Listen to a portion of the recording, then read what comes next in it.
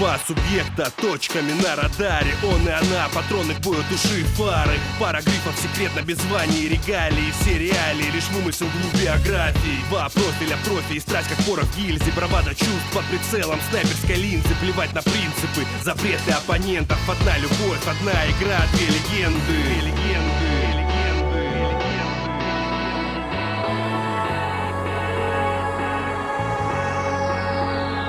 День и ночь, две роли против всех и двое.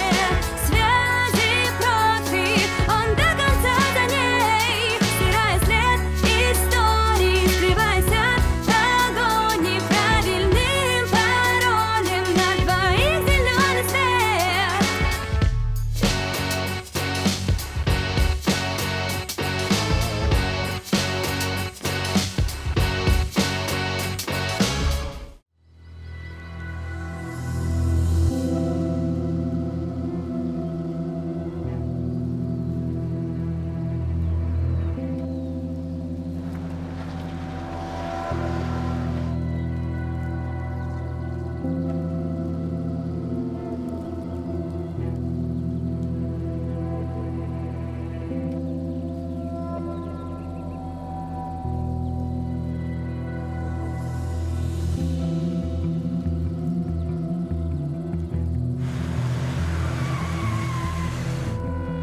وصلت السيارة، تحركوا.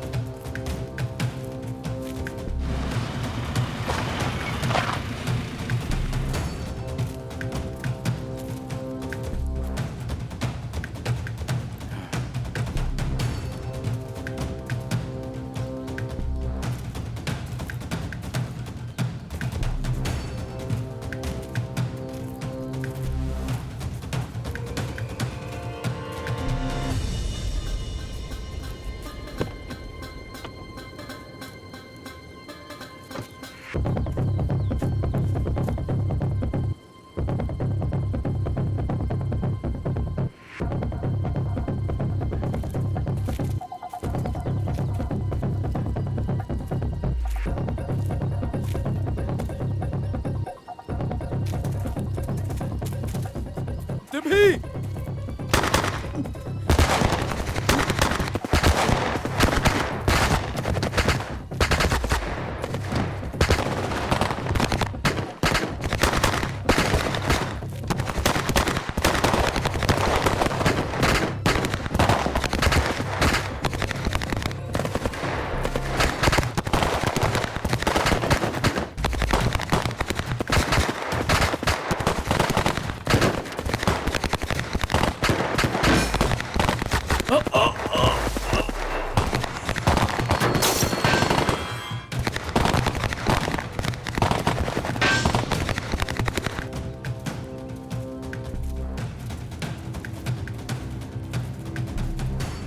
بدنا البنت عايشة. أنا وراها، رح أمسكها.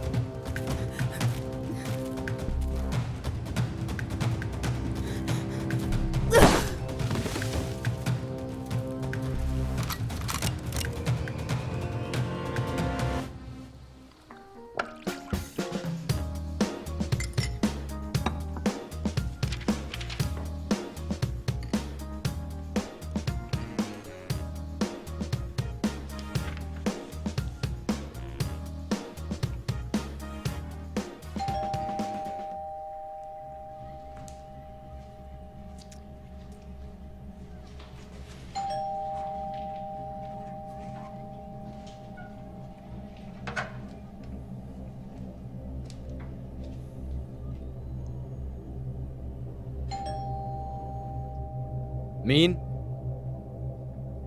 خدمة التوصيل، في إلك طرد. شكراً.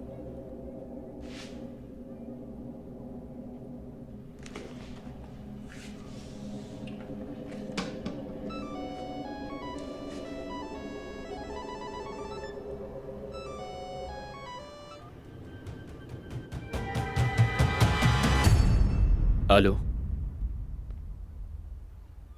اهلين ماما. شو بدي اقول لك، وصلني طرد. انت عندك فكره شو مناسبته يا ترى؟ بابا كالعاده عم بيرتب مكتبته القديمه ولقى لي كتب رياضيات مهمه. ممتاز.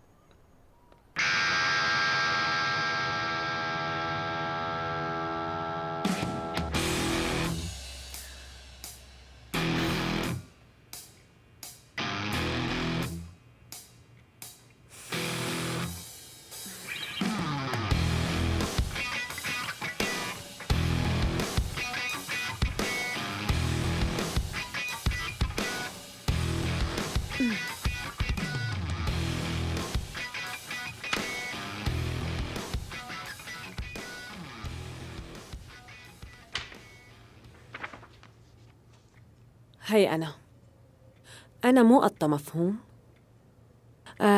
شو كان اسمك أنت؟ أندروشا، مزبوط أندروشا. اسمع لقلك، امبارح التقينا وتسلينا مع بعضنا وانتهينا. لا توترني لأني ما بحب هالأسلوب، ولا تفكر تتصل فيني، أوكي؟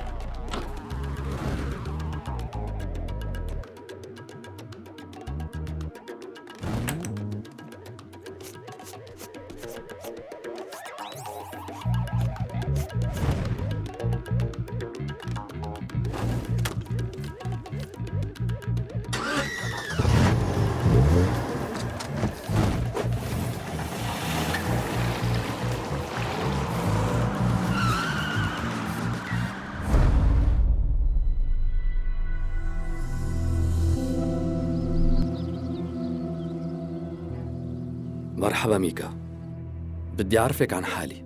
أنا الخبير الأول ورئيس قسم المعلوماتية بالمخابرات. تقريباً نحن زملاء. كتير شوبون.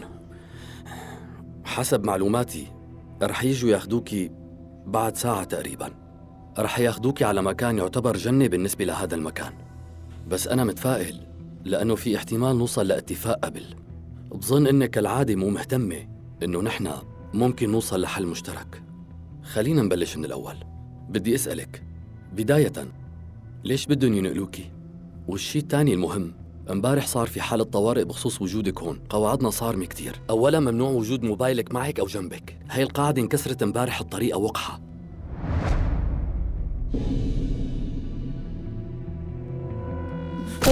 صار عندك مجال توصلي للإنترنت لكم دقيقة، وبحالتك الكم دقيقة هو وقت طويل. ما بنعرف مع مين تواصلتي، لأنه على التليفون يلي كان معك ما ضل أثر لشي.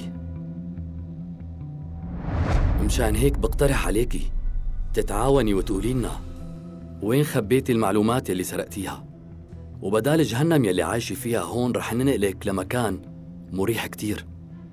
وهلأ شو بتختاري؟ جهنم ولا الجنة؟ جهنم سيئة كتير، مو هيك؟ ايه، بالنسبة للعالم يلي مثلك يلي ما بيشبهوا حدا. وإذا وافقت أتعاون معكم شو بيصير؟ رح ننقلك على الإقامة الجبرية. ممتاز، بس مو مهتمة كتير بالحقيقة. جد؟ لأنكم عم تشتغلوا على النمط القديم. واضح إنكم متعودين على الهاكرز يلي بيخافوا على حالهم وببساطة بتكسروهم، أو أنتوا هيك بتفكروا.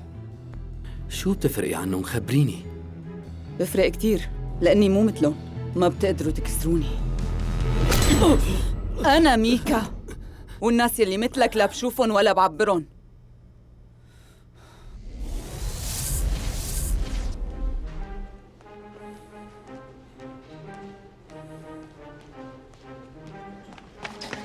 آسف.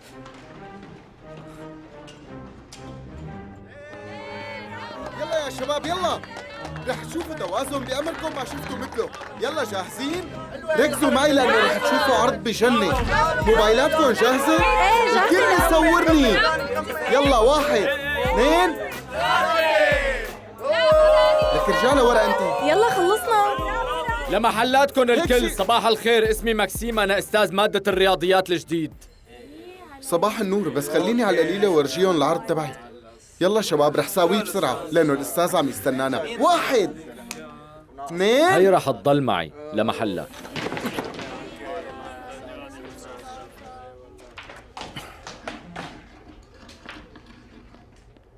شباب تفضلوا.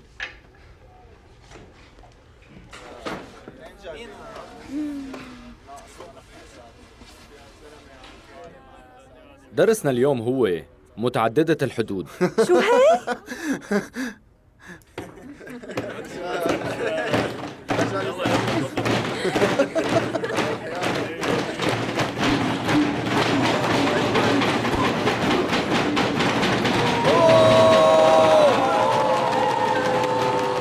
يا شباب هذا الموضوع مهم ايه كتير، مهم كتير كتير كتير. ورح يجي بالامتحان تبعكم. يلا يا شباب يلا. اسمعوا مني، هذا الدرس كتير مهم. يلا يا شباب. اوكي روق شوي، كتير روقوا. مهم الدرس. خلينا نساوي اتفاق سلمي بيناتنا، موافقين على هذا الحكي؟ دقيقة أنا عندي اقتراح تاني. شو رأيك تعرض بدالي؟ شو؟ مثل ما سمعت. مو الأستاذ الجديد لازم يتقرب من طلابه؟ إنك تكون أستاذ شغلة مو سهلة نهائياً. لازم تصدق أنت أول واحد وتقتنع بحقيقة إنك أستاذ. الطلاب بهذا العمر أصعب امتحان لإلك. إذا حسوك كذاب راحت عليك، وإذا فقدت ثقتهم فقدت غطائك. الكل رح يصدقك إذا صدقوك الطلاب. صار لي 10 سنين ما جربتها، من الأول عرفتك خويف. بس إذا شفنا الموضوع بشكل منطقي بقدر حاول. عنا هون لوح مع كم دولاب. الشيء الرئيسي هو وزن الجسم وقوة الجاذبية، ووزن جسمي كتير بعرفه منيح. خلص مو ضروري أستاذ، بلا ما توقع. كنت عم بمزح معك، ما دخلني إذا صار لك شي. تسارع السقوط الحر نفسه بالنسبة إلي وللوح، والباقي إحداثيات. ما بوعدكم بعرض رهيب، بس ما رح موت.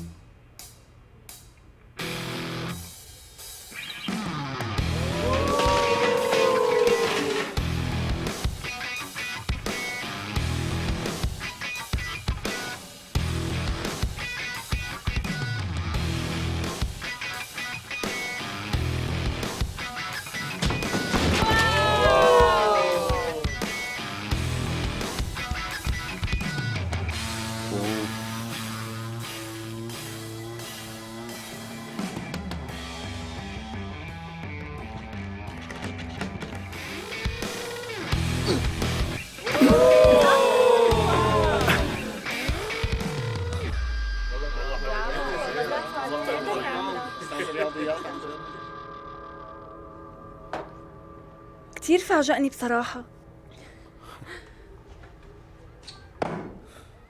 وهلأ نرجع للدرس.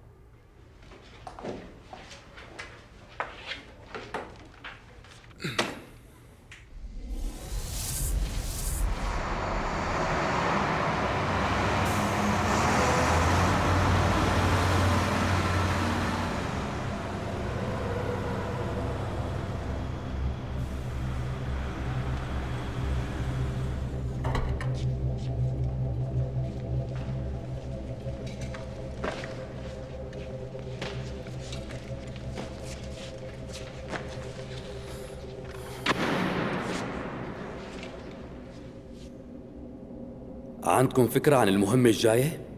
مثل العادة، عملية نقل مجرم خطير جدا من سجن لسجن تاني.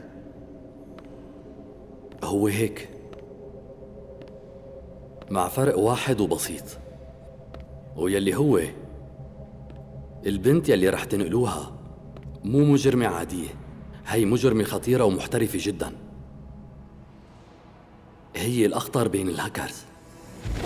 المجرمة يلي عم نحكي عنها معروفة باسم ميكا إكس إل. قبل 6 شهور من هلأ عملت عملية خطيرة، اخترقت نظام المخابرات العام السري يلي ما حدا بيعرف أصلاً إنه موجود. نحن كنا بنعتبر إنه هالعملية مستحيل تصير، قامت صارت ومن هكر مو عادي. لو كانت هكر عادي كانت سرقت يلي بدها إياه وهربت، بس ميكا حالة نادرة الوجود، بدها تسرق كل شي وبأسلوبها. كانت عم تنسخ المعلومات لعدة ساعات قبل ما نوصلها، والمطلوب من كل المجموعة نقدر نعرف حجم المعلومات السرية اللي سرقتها. كيف قبضتوا عليها سيدي؟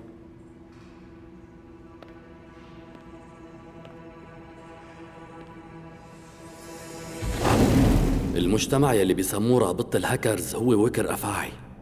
فسد عنا واحد من جماعتها، واحد على ما يبدو أهم منا بكتير. بصراحة لهلأ ما قدرنا نعرف هوية يلي عمل هيك.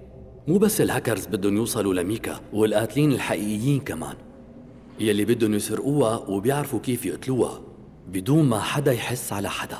عادي، انتو قدام شر حقيقي.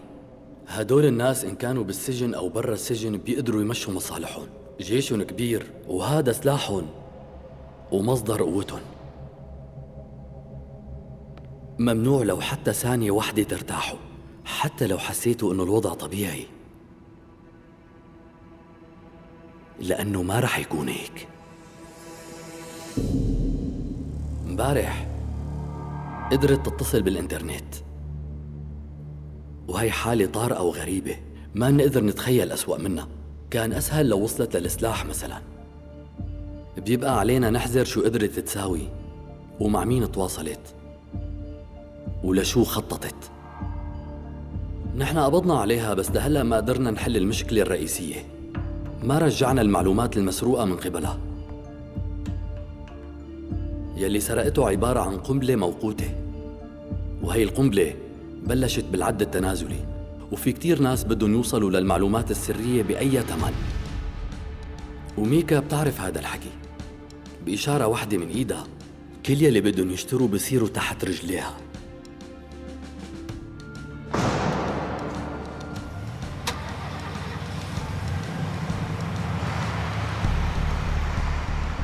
هذا النوع من الناس ما في شي بالدنيا بيوقفوا عن تنفيذ أهدافه.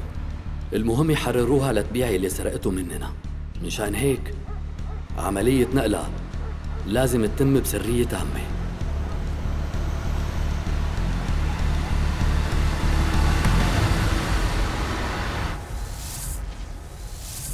وهلأ نتائج آخر امتحان ساويتلكن يا 5 رسوب، 4 مقبول، واسم 1 جيد وبالزور. أسئلتكن؟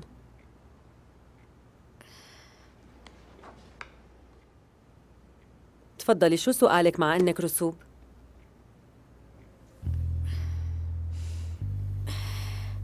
أنسي أنا لازم. شو أنتي لازم؟ أنسي أنا لازم قلك الشي اللي ما حدا من رفقاتي قدران إنه يقوله. شو؟ تفضلي حبيبتي، خير قولي. إنه أنتي. أنا؟ شو بني أحكي، خلصيني. أنتي شريرة، عم تضغطي علينا وكأنك دبابة، بهمك إنه ترسبينا وبس. علاماتنا سيئة، حاسين إنك أنتي مو أنسة وعم تمثلي علينا. مستحيل إنك تكوني أنتي بتحبينا. ليش هيك؟ نحن شو عملنا لك؟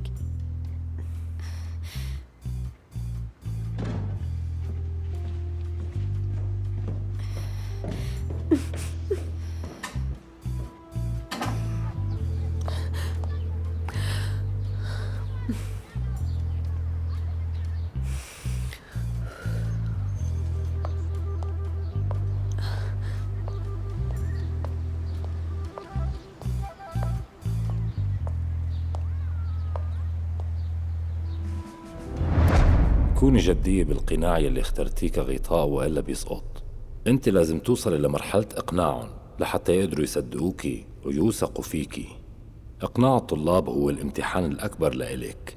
إذا حسوا إنه في شي مزيف ما عاد يصدقوكي بحياتهم كلها. الكل رح يصدقك إذا صدقوكي الطلاب. أنسة أنا، وأخيرا لقيتك. كنا عم ندور عليكي. بدنا نعتذر منك. صدقيني ما كان قصدي. أرجوكي ممكن تقبلي اعتذاري منك؟ وبدي ترجعي تكملي لنا الدرس. ولا يهمكن، مو زعلانة منكن. روحوا على الصف، أنا شوي وبلحقكن. يلا. حاضر. يلا أمشوا.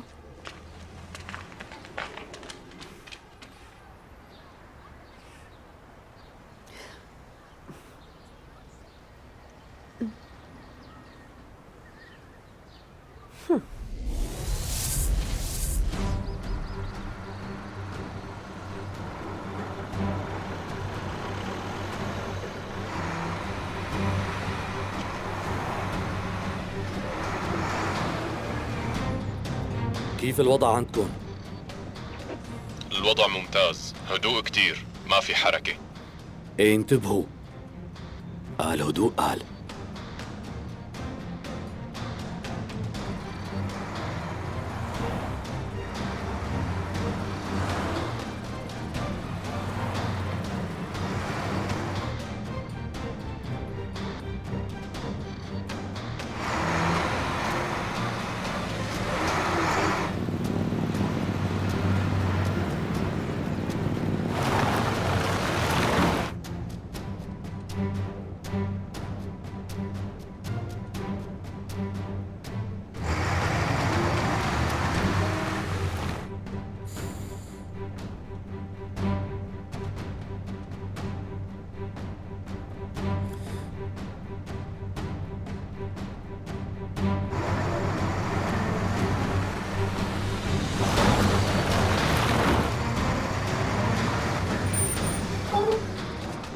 شو صار؟ ليش وقفتوا؟ في قدامنا مدينة وعن نامر بالابتعاد عن الأماكن المزدحمة، في عنا مجال ندور حواليها.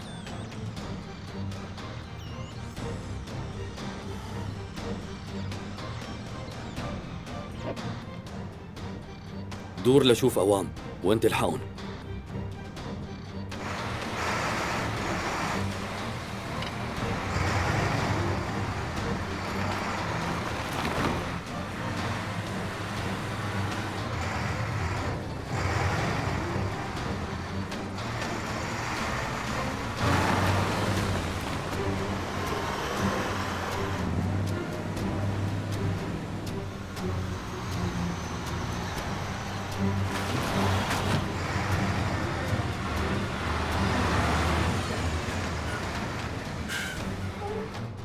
ليش وقفت؟ شبكون ليش وقفتوا؟ قال بدها تنزل. لك ما بيهمني شو بدها، أنا عم أقول لك لا توقف، اتحرك. بس دقيقتين. لا هاد أمر، لا امشي، لا تسمح لا تنزل. شو عم بصير معكم؟ بتسلوا لأوامري، أنا قلت لكم لا. وطي صوتك ولا تتحرك. شو عم بصير؟ لك مين انتو؟ انتبهوا، وقفوا السائق.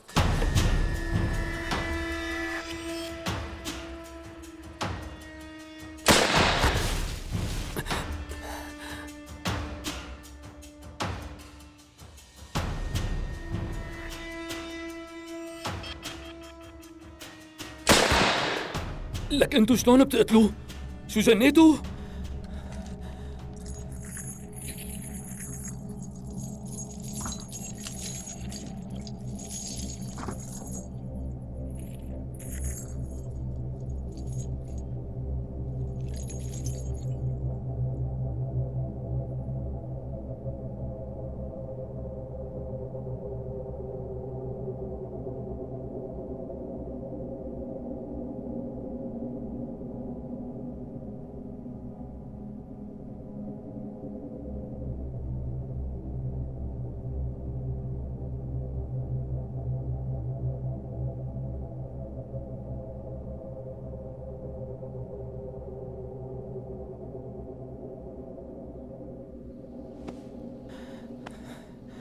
وهلأ شو؟ حاسبوكم؟ منيح، بقي عليكم تحاسبوني أنا.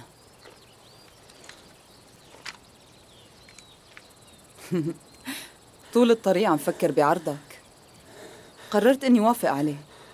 يعني رح خبرك شو عملت بهالكم دقيقة يلي اتصلتهم بالنت. مو هذا اللي بدك إياه؟ حكيت مع رفقاتي وطلبت منهم المساعدة. شايف بعينك قديش عندي رفقات. أرجوكي ميكا، أرجوكي لا تقتليني. كنت عم بعمل شغلي وبس. تنظيم الأمور التانية مو صعب علي مثل ما بتعرفوا كلكم. أنا اللي كتبت الأمر الرسمي بنقلي، وأنا اللي عطيت الأوامر كيف يتم نقلي. أنا اللي ساويت كل شي. مبسوط هلأ؟ بستاهل مكافأة.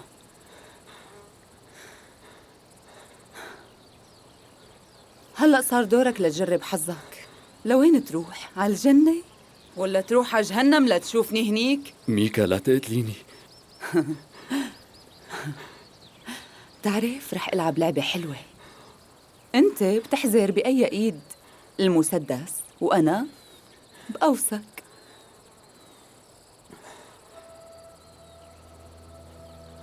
وفيني أوسك هلأ بأرضك بدون ما نلعب. لعب، يلا سليني شوي. يلا بأنو إيد احكي. باليمين. برافو عليك، حذرت.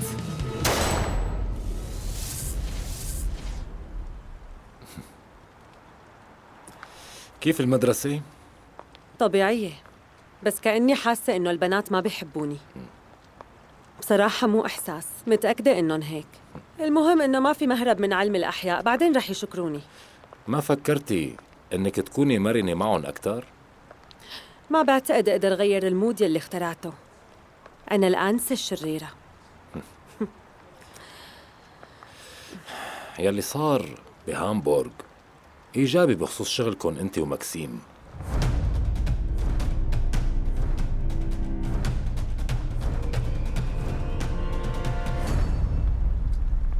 بتعرف إني كنت بقدر أشتغل لحالي. شو هالثقة هي؟ أنا مو بحاجة لمربية أطفال.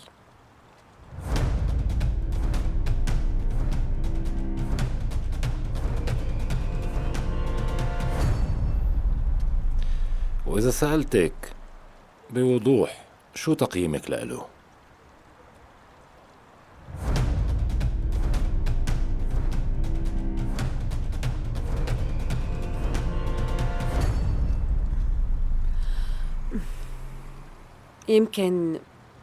يمكن هو ما يكون سيء، بس أنا ما بحب الشراكة.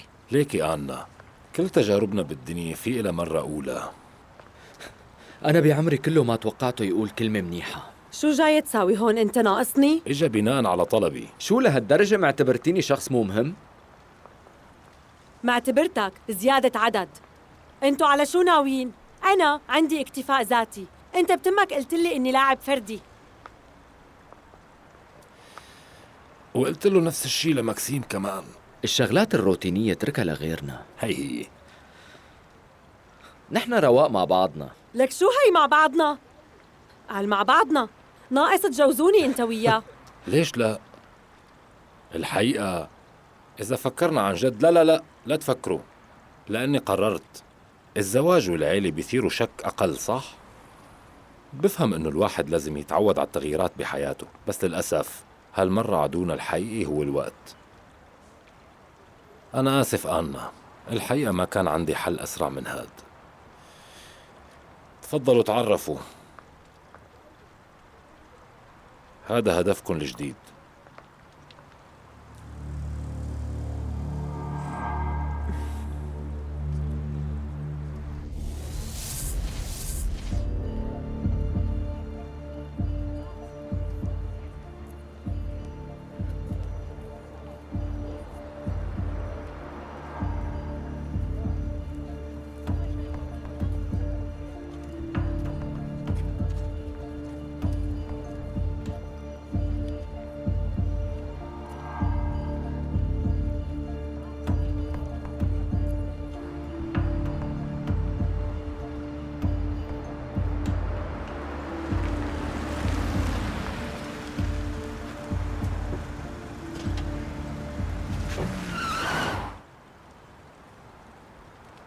بتذكر شفتها على التلفزيون.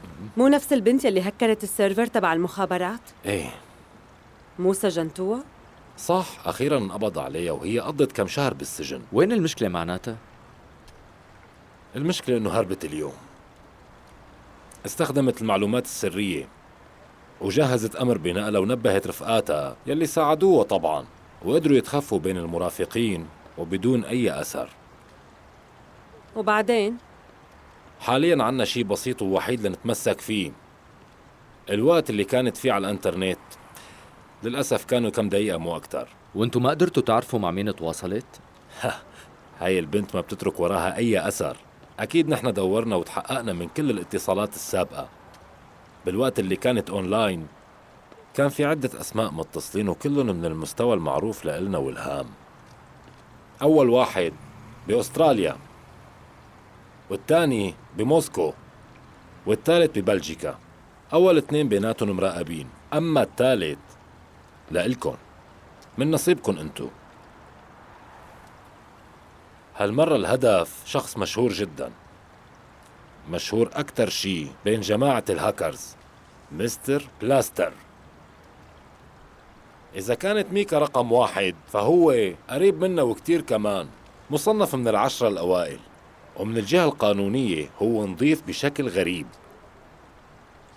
مو تارك وراه أي أثر، والأكيد إنه مشكوك فيه بجرائم اقتحام كتيرة، بس لهلأ ما في أي دليل عليه. هذا بالإضافة لأنه معاق، ورسمياً ما حدا قدر يثبت عليه التهمة اللي سواها، مع إنه الكل متأكد. معاق؟ إيه، بس الحقيقة مو تارك هالموضوع يأثر، وقته موزع بين إنه يكون ورا شاشة الكمبيوتر أو عند الدكتور. جدي هالشاب. نحن لهلأ مو متأكدين إذا تواصل مع ميكا أو لا، بس الأكيد إنه كان أونلاين بنفس الوقت اللي هي كانت فيه. أكيد بيعرفوا بعض لأنه اثنيناتهم من نفس المنظومة الهكرية. لكون دقيق، عنا هكرين أسطوريين، مشان هيك لازم تتأكدوا منه. طيب رح نتأكد. عن جد ما بعرف ليش هالقد عاجبني منظركم مع بعض. جد؟ على فكرة مو بس أنا، واضح إني عم أعك كتير. خلينا بموضوعنا. بهاي المهمة الوقت ضدكم مع كل أسف، لأنه حالياً ميكا بتكون عم تدور على زبون للمعلومات. إذا صار وقدرت تبيع كل التفاصيل يلي قدرت تسرقها، فاعتبروا كل شي انتهى، لأنه أمن الدولة تهدد.